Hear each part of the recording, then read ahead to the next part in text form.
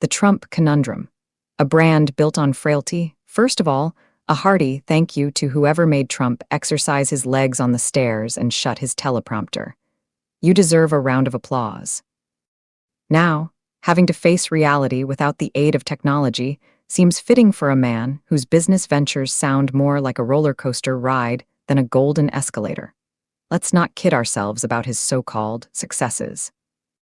While some sing praise of Trump's empire, those same lips often forget to mention the sinking ship that was his Atlantic City casinos or the financial frolic turned fiasco when fraud sunk the Trump organization.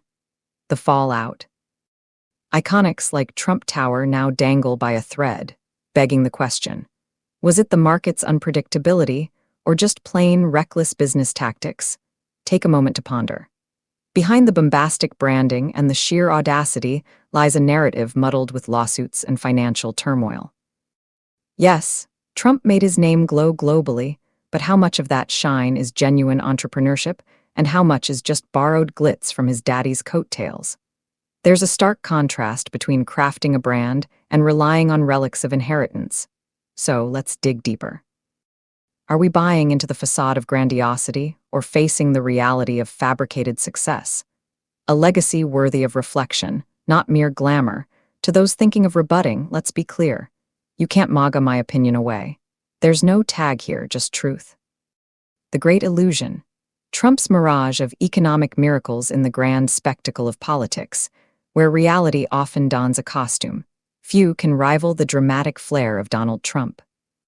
Recently, he trumpeted claims that sound like sweet ditties to the ears of his loyalists. Grocery prices are down, mortgages and rents have magically diminished, gas is practically being given away, and inflation has apparently vanished into thin air.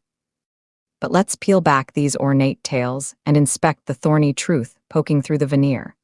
Despite Trump's whimsical assertions, the stark reality for many Americans feels more like stumbling through a desert of broken promises. Our nation trudges along, burdened by harsher truths. The supposed economic oasis under Trump's administration is but a mirage. Grocery prices, instead of plummeting, have many reaching for their wallets a little tighter. Mortgage and rent relief? Talk to the families clutching eviction notices.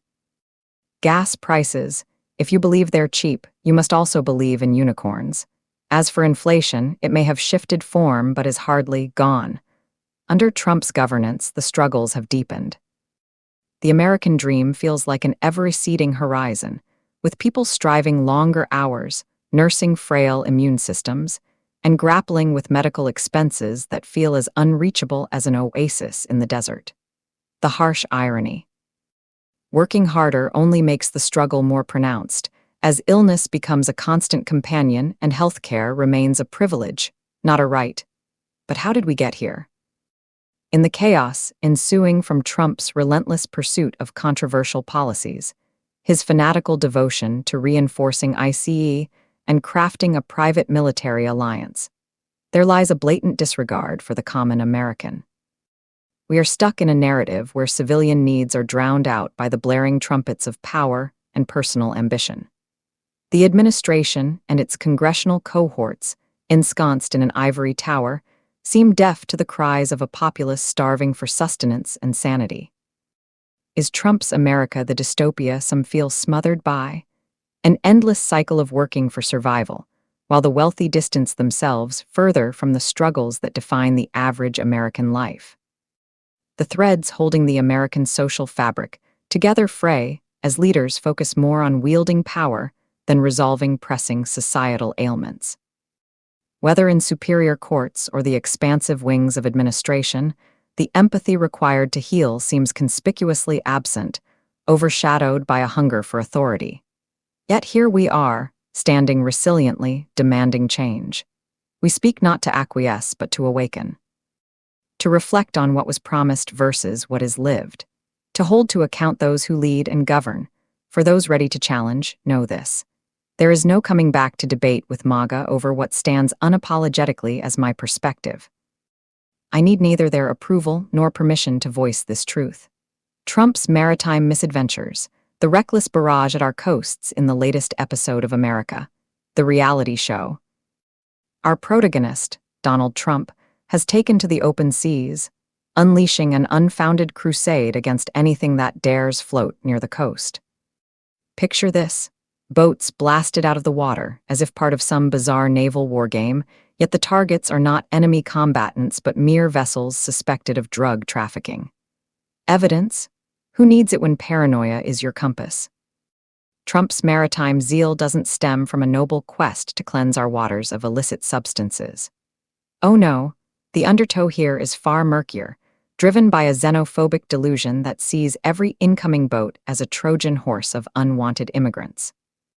The unacceptable reality, twisted by this narrative, is that freedom and opportunity now face a blockade enforced by irrational fear and racial prejudice. The absurdity doesn't end on the waves. It resonates back to the shores of power. Imagine commanding a nation's might without accountability, where pressing a button and casting wild accusations replace due process and empathy. This is not battling crime. It's a page torn from the manual of prejudice peppered with reckless abandon, causing ripple effects that tarnish the very principles America claims to uphold. Venezuela, with its citizens among those targeted, has every right to be incensed.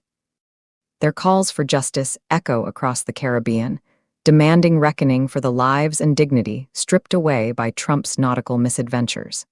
If poetic justice were to dock at our shores, it would see Trump not basking in Mar-a-Lago's sun, but answering to international tribunals. Perhaps a one-way ticket to accountability might serve him as well as his alleged plans for overstayed visitors. With blinders firmly affixed, Trump's administration trudges forward, not correcting course, but steering deeper into the storm of its own making. Even as courts queue up to address the grievances brought by affected nations, the echoes of his actions will likely outlast the man himself, an unfortunate chapter in the saga he's penned with both hubris and impunity.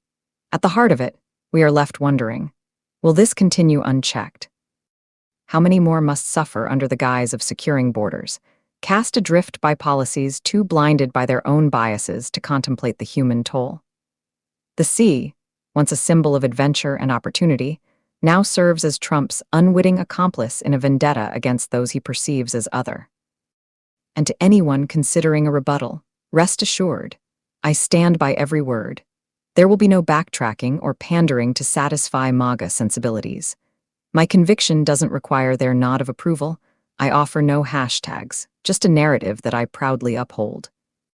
Trump's fantasy foreign affairs, legendary diplomacy or delusion in the grand theater of international relations, Donald Trump has donned his most audacious role yet, the self-proclaimed peacemaker extraordinaire.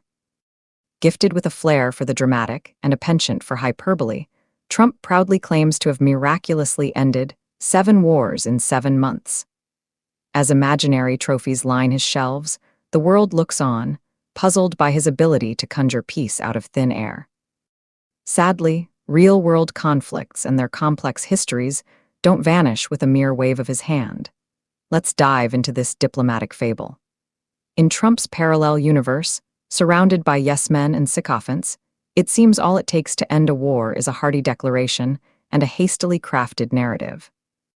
Forget painstaking negotiations, international cooperation, or genuine peace treaties. Trump's methodology is as streamlined as it is fictitious. Yet here he is, demanding accolades for deeds never done, trophies for battles never fought, and applause for achievements that exist only in his imagination. His verbal volleys reach far beyond his borders, verbally attacking, humiliating, and disrespecting nations with reckless abandon.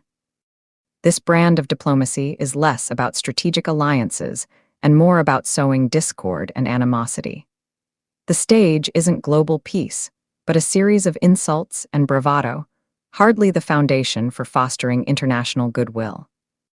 With each claim of victory, leaders from countries supposedly involved in these ended wars are left scratching their heads, checking their calendars, wondering if they missed a few pivotal pages from history. What Trump might call a diplomatic triumph, experts might label a dangerous delusion that risks igniting tensions rather than quelling them. And yet, This spectacle of bravado fits neatly into the narrative of a leader obsessed with grandeur over substance. His actions, rife with hatred, verbal assault, and bluster, undermine the very essence of statesmanship. In pursuing personal glory, he widens the gap between reality and the reality TV version of world leadership he prefers to play. But reality checks have a way of asserting themselves, and the global community isn't fooled by this act. The notion of peace is too precious, too complex, to be simplified into sound bites and spur-of-the-moment accolades. It requires not just words, but sustained effort, understanding, and compassion, an approach starkly at odds with Trump's style of governing. So, as America and the world scrutinize these outlandish proclamations, one can't help but reflect. What drives a man to fabricate victories and insult allies? Is it incompetence, or a desperate need to maintain a faltering narrative of exceptionalism? To those ready to debate, a quick word. I won't engage with MAGA enthusiasts incapable of distinguishing between fiction and fact. I need neither validation nor permission to voice my views. Trump's projection parade. The sleepy irony of Joe attacks in the topsy-turvy world of Donald Trump, where branding is a battle and insults are the artillery. Our dear, sleepy Joe Biden seems to have secured a permanent spot in Trump's ever-fixated crosshairs. But irony, it seems, has a sense of humor sharper than any Trump rally quip. While Biden carries the weight of America's future on his shoulders, it's Trump who might need a wake-up call, preferably one that doesn't interrupt his nap in the church pews. Trump, a man notoriously critical of everything he deems lesser, which is practically everything, spares no opportunity to lash out at Biden. It's a curious fascination, fueled more by projection than fact. Why? Because those hurling accusations often reveal more about themselves than their targets. Trump's fixation on Biden, slapping on the sleepy label like some badge of dishonor, is an ironic faux pas, especially when Trump's own struggle with consciousness at public events has become its own punchline. But what lies beneath this surface-level sniping? Perhaps it's Trump's own grappling with inadequacies, masquerading as political bravado. It's no secret that Trump, lacking foundational qualities like empathy, humility, and let's not forget a nodding acquaintance with Christian virtues, sees an opponent not just in Biden, but in the reflection of what he knows he can never be. The animosity grows, not from rational critique, but from the bitter soil of envy and unmet aspirations. This pattern isn't novel. People like Trump, those whose castles are built on shaky grounds of self-perception, often project their insecurities. They attack others who embody what they desire: stability, respect, perhaps even a faith they publicly tout but privately question. Embodying leadership that transcends tweets and tantrums, Biden represents a contrast too stark, a reminder too uncomfortable for Trump to endure without commentary. Ultimately, this isn't about Biden being sleepy or Trump being ironically unbothered by his own gaffes. It's about a deeper narrative, a fear of irrelevance, a desperate grasp at a world slipping through Trump's fingers. For in Biden, Trump confronts a pastiche of characteristics he yearns for but finds unattainable. In the theater of political rivalry, both men stand on dramatically different stages. And while Trump hurls his jabs, perhaps a mirror might better serve his reflection. But for those simmering with MAGA indignation, rest assured, I'm here not to argue but to observe, opine, and leave you, the reader, with a morsel to chew on, void of permission or pardon from those waving the MAGA banner. Trump's Christian crusade? Loving thy neighbor, unless they're poor or brown, a satirical look at the disconnect between Christian values and political actions, Jesus' teachings in the New Testament, especially those found in Matthew 25, clearly emphasize the importance of compassion, care, and kindness towards the marginalized, the hungry, strangers, and the imprisoned. For I was hungry and you gave me food, I was thirsty and you gave me drink, I was a stranger and you invited me in, embodies the spirit of inclusivity and love for all. Yet, one might wonder how these teachings align, or rather starkly contrast, with some of the policies from the Trump administration. Contradictions in immigration policies throughout Trump's tenure. Immigration policies have often sparked debates about their alignment with the compassionate principles highlighted in scriptures. Take the family separation policy, for example. This policy led to children being separated from their parents at the U.S. Mexico border, a heart-wrenching situation that seems at odds with Jesus' call to love others as oneself in Leviticus 19:33-34. The reduction of legal immigration through the RAISE Act, limiting family-based immigration pathways, further reflects this disconnect. Such measures unearth a fundamental contradiction between the essence of the biblical ethos of welcoming the stranger and the reality of contemporary political actions. Boastful speech vs. humble heart scripture warns against pride and arrogance. Matthew 6:3 exhorts a humility that seems foreign when compared to certain presidential rhetoric known for its boastful claims of greatness. The stark contrast with Jesus' maxim in Matthew 5:44, "Love your enemies," raises questions when political leaders diminish their opposition with derogatory remarks. Such public postures contradict the humble, forgiving nature extolled in biblical teachings. The discrepancies lead one to question whether actions are truly aligned with any genuine spiritual conviction, as much as they might be with political maneuvers, religious freedom, or facade. While some conservative outlets lionize Trump's defense of religious freedom, citing executive orders against anti-Christian bias, liberal voices critique his often hostile stance on DEI initiatives or refugee policies, viewing these as undermining compassion for the vulnerable. This dichotomy may suggest a selective Christianity, wielding faith when convenient for political clout, yet dismissing its compassionate imperatives when they become cumbersome.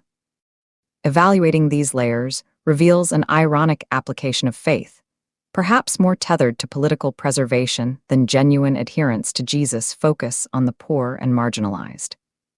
Hypocrisy unveiled, a sarcastic reflection in memorials and events. When leaders invoke Christian rhetoric while spewing unbridled hate, it highlights a glaring hypocrisy. The gospel's emphasis on grace and reconciliation seems overshadowed by vitriolic speech.